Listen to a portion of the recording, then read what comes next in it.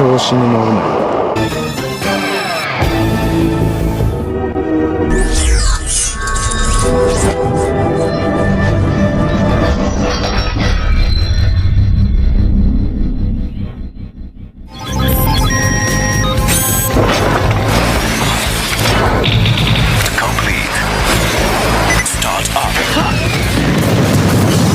足だけは速いんだね。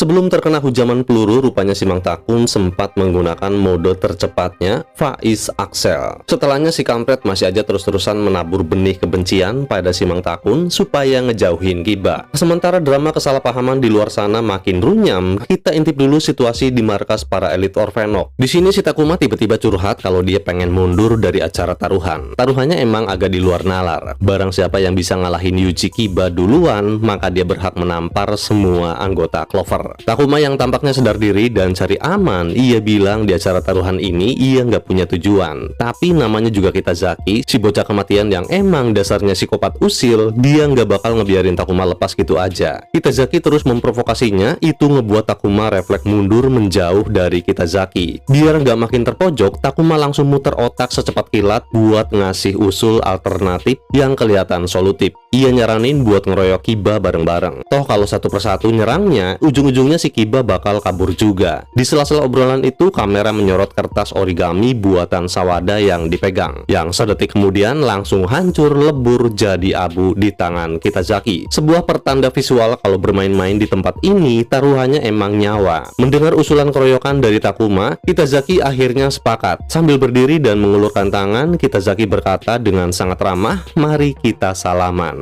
Takuma yang ngerasa diplomasinya berhasil tanpa pikir panjang langsung nyambut uluran tangan tersebut. Tapi apesnya dia lupa satu fakta krusial, kalau Kitazaki itu punya kutukan di mana apapun yang dia sentuh bisa berubah menjadi abu. Iya, Akshu.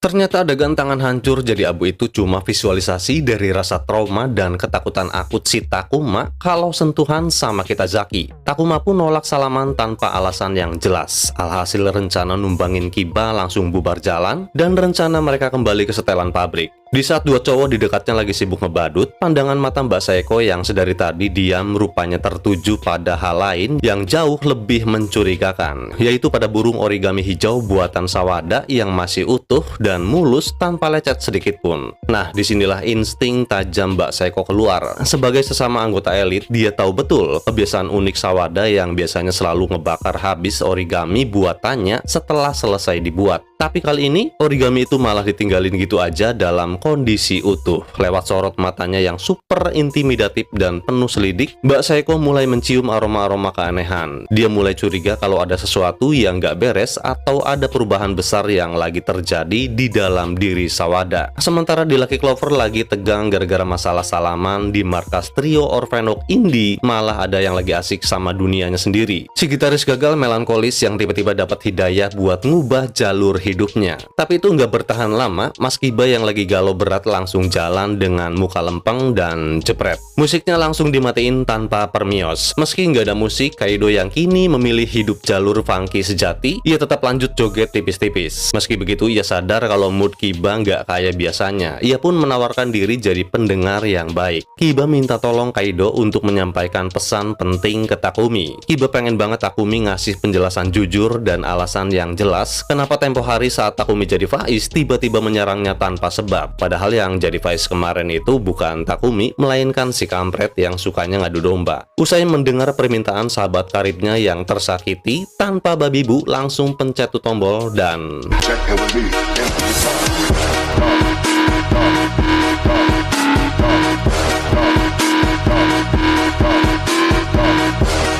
Sawada yang lagi asik ngawang teringat senyuman manis Neng Mari. Tiba-tiba ia didatangi Mbak Saeko yang kayaknya tahu banget kalau si Sawada ini mentalnya lagi bermasalah. Tapi Sawada malah melengos pergi. Saeko tak sengaja mendapati dompet Sawada yang terjatuh yang ternyata masih menyimpan foto Mari. Setelah sebelumnya kita dibikin gemes sama Kiba yang termakan omongan Masato, kali ini giliran Mang Takun yang dibikin pusing demi mencari kebenaran mutlak soal sabuk Faiz yang katanya dicuri Kiba. Begitu dituduh nggak dipercaya, ya Masato seolah-olah menjadi korban yang terzolimi. Cuy, alhasil Mang Takun pun minta maaf dan melengos pergi. Setelahnya Masato bergumam kalau dia nggak ingin Takumi dan Kiba ngebentuk aliansi, karena kalau sampai kerjasama si kampret ini kayaknya bakalan insecure ngelihat Kiba dan si Mang Takun bersatu jadi aliansi yang nggak tertandingi. Bener-bener definisi si kopat sejati ya, dia nggak sudi melihat ada kedamaian di antara sesama pengguna sabuk. Dia pengen mengisolasi Takumi biar nggak punya teman, sekaligus menghancurkan mental Kiba lewat fitnah kejam ini. Semua ini demi ego gilanya yang pengen jadi satu-satunya kesatria terkuat di depan Mbak Mari. Setelahnya Mari menceritakan pada Takumi kalau ia dulu ketika kecil diberikan kertas origami oleh Sawada. Mari masih menyimpannya karena ia percaya Sawada sepertinya butuh bantuan di dalam hatinya. Dengan kata lain, Mari ingin berupaya menyelamatkan Sawada dari kekalutan tersebut. By the way, ini orang nguping mulu dah. もしそうなら、私沢田君を救ってあげたい。あの大空の真ん中で燦然と輝くのだ。やめとけやめとけ。ビッグになるのが俺の夢だ。どうだ、でかいだ。あ、そういえば騎馬のやつから射抜いた組に Setelah muter-muter nggak jelas, Kaido akhirnya menyampaikan pesan Kiba ke Keitaro untuk Takumi. Sementara itu Sawada yang kesal ngelihat dua orang pacaran, seolah melihat dirinya dan Mari tercermin dalam diri kedua pasangan itu, nampak diliputi rasa bersalah dan kemudian menyerang mereka. Keitaro yang merasakan munculnya Orphenok, ia pun langsung menghubungi Mang Takun. Nggak butuh waktu lama, cuma beberapa detik doang, Mang Takun langsung tiba di TKP. Ya anggap aja Mang Takun mungkin kebetulan lagi ngelayap di sekitar TKP kali ya. Ya kali.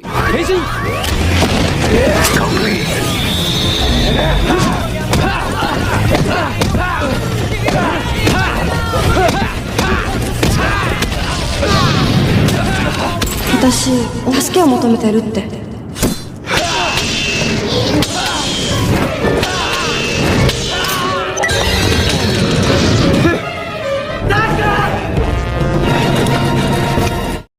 Ketika Mang Takun ragu untuk menghabisinya karena muncul bayangan si Mari yang mengatakan kalau ia masih bisa ngerubah jalan ninja Sawada ke jalan yang benar, Sawada memanfaatkan ini dan ngelawan balik. Hingga Mang Takun sampai mental yang setelahnya terjatuhlah itu kertas origami yang rupanya Takumi membawanya, yang dahulu diberikan Sawada ke Mari ketika kecil. Nah, melihat kertas origami ini, harusnya kan beliau sadar dong kalau Mari bener-bener pengen Sawada itu sadar dan tobat. Tapi nggak tahu sih. Keitaro kemudian menyampaikan pesan Kiba dari Kaido, tapi karena kebanyakan bercanda, alhasil pesan panjang lebar dari Mas Kiba malah nggak nyampe sepenuhnya. Yang ada Keitaro malah main potong tuh pesan. Hingga Takumi lagi-lagi salah paham minta Keitaro untuk nyampein balik kalau dia udah bodoh percaya sama Kiba. Sawada masih bergumul dengan sisi kemanusiaannya. Mari pun menghubunginya dan dia setuju untuk bertemu dengan Mari. Ketika Mari pergi menemui Sawada, Masato sempat mencegahnya. Namun si Mari udah kayak bocah kebelet jajan seblak, alhasil Masato pun cuma ngebatin dan gak bisa nyegah Mari pergi. Di tengah perjalanan, ia diserang oleh pria parubaya yang merupakan seorang Orphenok Swordfish.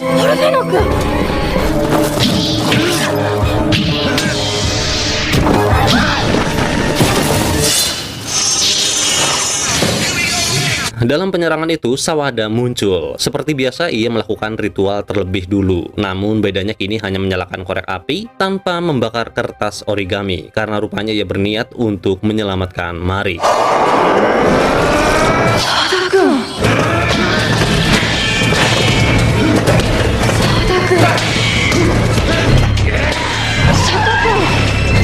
Masato yang mengikuti Mari tiba di lokasi, dan entah bagaimana Sawada berhasil menyingkirkan si Orphenok ikan todak. Tapi di sini Masato tanpa pikir panjang langsung henshin untuk melawan Sawada dan pertarungan pun dimulai.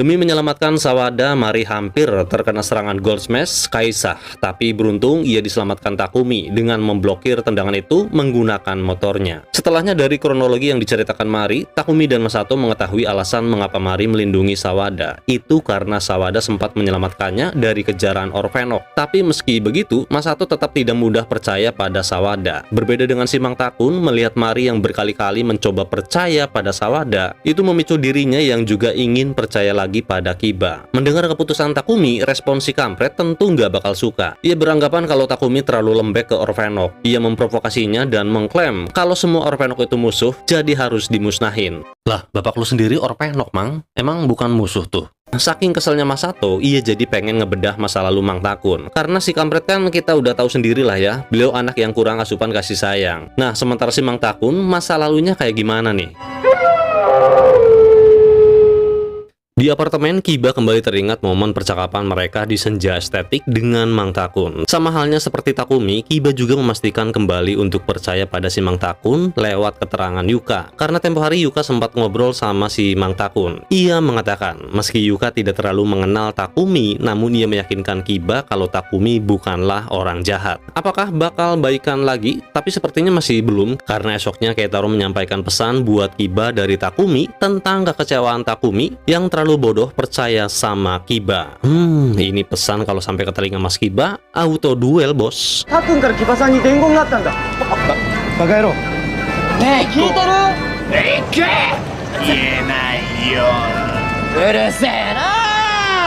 Di sisi lain, rupanya si Orphenok ikan peda ini mengincar Mari atas perintah Saeko yang mengetahui perasaan Sawada pada Mari. Itu berdasarkan foto Mari yang ditemukan di dompet Sawada. Si peda ini menyalahkan Sawada karena menghalanginya untuk ngebunuh Mari, hingga ia mundur dalam pertarungan. Sementara Saeko kecewa dengan Sawada yang bukannya ngebunuh, ia malah nyelamatin Mari. Tapi Sawada nampaknya punya cara tersendiri dan gak suka kalau Saeko sampai ikut campur urusannya. Mari kemudian menghubunginya dan mengatur kembali pertemuan dengan Sawada. Sementara itu, mari kita lihat aksi nekat bin konyol dari salah satu petinggi Lucky Clover, si Mas Takuma. Ia diam-diam lagi punya misi rahasia. Ternyata target operasinya adalah Kitazaki. Si bocah kematian ini kelihatan lagi asik tidur siang di dalam mobil rongsok dengan Delta Gear-nya. Melihat ada kesempatan emas, Takuma langsung maling tuh sabuk. Meski sukses, belum juga sempat kabur jauh, Kitazaki mendadak bangun dan langsung memergoki aksi Takuma. Saking paniknya dan karena udah kepalang ketangkap basah, Takuma nggak punya pilihan lain selain mencoba melawan demi menyelamatkan harga dirinya. Dan disinilah untuk pertama kalinya Kitazaki memperlihatkan wujud aslinya yang super ngeri.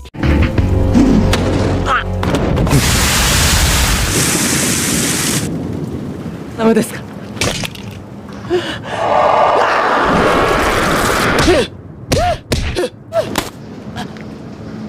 調子に乗るな。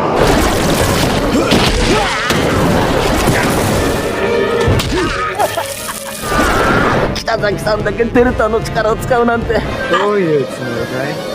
たくまね。 使ってみたかったんですよ。 Sambil nangis bombay dan bersimbah debu, rupanya Takuma cuma pengen mainan sabuk Delta. Gaya-gayaan mau maling barang Kitazaki, untung gak langsung jadi abu. Bener-bener kayak goesan berujung maut yang berakhir lawak. Sebelum Mari menemui Sawada, Mang Takun terlebih dulu menemuinya hanya untuk bicara tentang respon Sawada terhadap Mari. Inilah alasan Mang Takun membawa kertas origami yang ketika itu jatuh usai bertarung dengan Sawada yang kemudian ditemukan si Sawada, yaitu ia hanya ingin bicara, siapa tahu aja Sawada bisa kembali normal. Sawada memberitahu Takumi bahwa Mari adalah satu-satunya yang dapat membantunya menjadi manusia kembali. Ketika Mari tiba, dia diserang lagi oleh Orphenok suruhan Saeko. Tapi ia berhasil dikalahkan dengan jurus combo Faiz Axel yang diakhiri dengan Sparkle Cut. Mari! Henshin! Complete. Ready.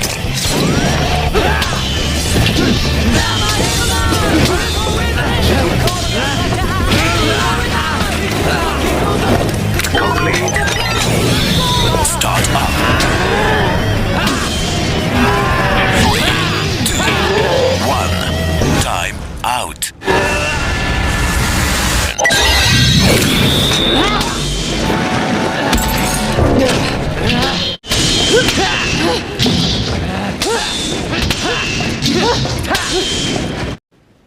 Di tengah pertempuran melawan keganasan Saeko sang lobster Orphenok, sebuah keputusan besar diambil. Takumi dengan sisa energinya mempercayakan hal paling berharga kepada seseorang yang selama ini dianggap sebagai ancaman. Ia meminta Sawada untuk segera membawa Mari pergi. Usai menjauh dari lokasi pertempuran di tepian dermaga yang sunyi, Mari berdiri menghadap Sawada, menatap lelaki yang telah melepaskan wujud monsternya. Tidak ada rasa takut di mata Mari, yang tersisa hanyalah bina rasa syukur dan kehangatan yang tulus yang membuat waktu seolah berhenti. Ini kali keduanya Mari diselamatkan Sawada dari gangguan Orphenok. Di sini Mari menaruh kepercayaan mutlaknya pada Sawada sebagai sosok yang bukan lagi Orphenok kejam, melainkan Sawada yang dahulu ia kenal di Ryusei Juku, seorang sahabat yang baik, seorang manusia normal yang jiwanya belum mati. Mendengar bait demi bait ketulusan yang diucapkan Mari, akhirnya seulas senyuman tipis dari Sawada yang sangat manusiawi terukir di wajahnya. Sebuah senyuman yang sudah sangat lama hilang dari dirinya. Pada detik itulah dimensi waktu mengabur. Ruang sunyi itu mendadak dipenuhi oleh gema masa lalu yang tak berdosa. Mari kecil yang tersenyum riang memancarkan kepolosan masa kanak-kanak yang begitu indah. Di hadapannya berdiri Sawada kecil yang nampak rapuh dan matanya menitikan air mata yang jernih. Tangan kecil Sawada waktu itu memegang secari kertas origami berwarna merah terang. Secari kertas yang ia temukan kembali pasca pertarungan hebatnya dengan Takumi, seolah takdir sengaja menuntun jemarinya untuk memungut kembali serpihan kemanusiaannya yang tercecer. Origami itu adalah saksi bisu. Dahulu ketika Mari kecil terjatuh dan menangis, Sawadalah yang datang membawa kertas merah ini agar sang sahabat berhenti menangis. Kembali ke realitas, tangan Sawada yang gemetar perlahan terangkat. Secara perlahan Sawada mengulurkan origami tersebut ke telapak tangan Mari. Namun penyerahan kali ini terasa jauh lebih menyayat hati karena Sawada memberikan kertas itu sembari air matanya sendiri menetes perlahan dan kertas merah itu seolah menjelma menjadi air mata origami. Sebuah simbol paling puitis dari rasa sakit, penyesalan sekaligus cinta dari seorang sahabat yang sadar bahwa dirinya telah melangkah terlalu jauh ke dalam kegelapan.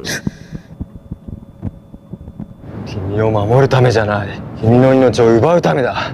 あの嘘、私は知ってる。あなたは優しい。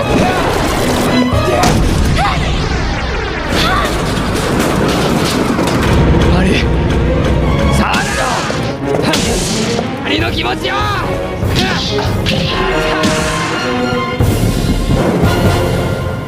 Dari drama romantis penuh air mata estetik langsung terjun bebas jadi sirkus kelogisan. Karena gemas ada beberapa hal yang perlu dicatat dari sebuah mahakarya komedi tragis ini, di mana yang satu kehabisan kewarasan dan yang satu lagi lupa membawa otaknya saat keluar rumah. Terkait dengan niatnya ngebunuh Mari, entah ini strategi Sawada atau cuman acara dadakan yang di luar nalar manusia sehat. Yang pertama, pada saat capek-capek lari nyelamatin Mari dari Seiko. Nah di sini padahal kalau dibiarin Mari udah mati tuh dari tadi dan misi beres. Yang kedua, ngajak nostalgia, main tatap-tatapan sampai nangis bombay demi sebuah origami merah. Dan yang ketiga, plot twist, origaminya dibakar sebelum disentuh. Dilanjutkan dengan pidato, aku menyelamatkanmu untuk membunuhmu agar kemanusiaanku hilang. Logika macam apa ini coba? Kalau targetnya memang mau bikin memori indah dulu baru dibunuh, itu namanya bukan menghilangkan sifat manusia. Itu namanya lu kebanyakan nonton drama kriminal tapi gagal konsep. Capek-capek olahraga lari bawa beban cuma buat ritual bakar kertas yang ujung-ujungnya bikin Takumi datang buat ngebugin lu. Sawada jenius. Dan yang lebih tololnya lagi, si Mari nih saat Sawada natap dengan mata merah psikopat, membakar simbol pertemanan sampai jadi abu, lalu bilang dengan suara berat mau mencabut nyawamu. Dan reaksi otakmu, Sawada kamu bercanda ya, aktingmu keren.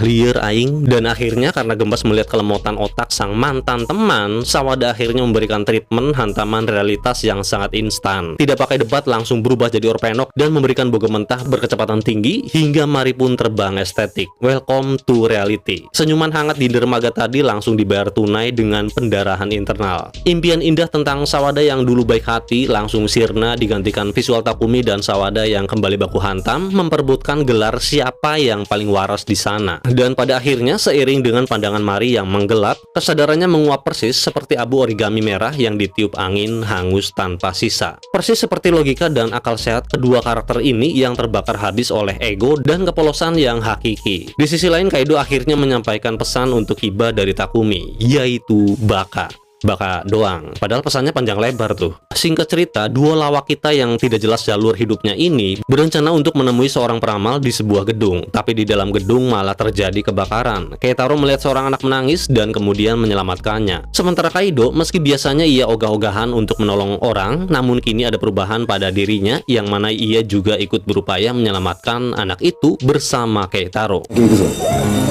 Kaido! ほら立て。ああもうやだこんな人生。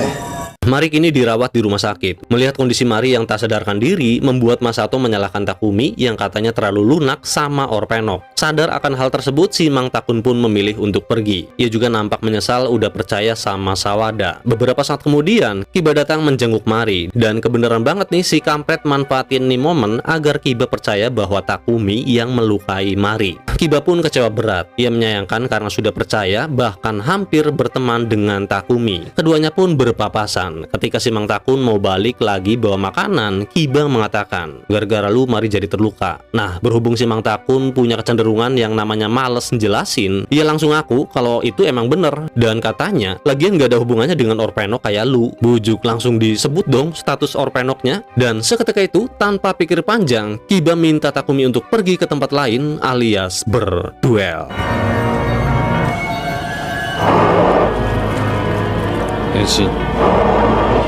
Complete.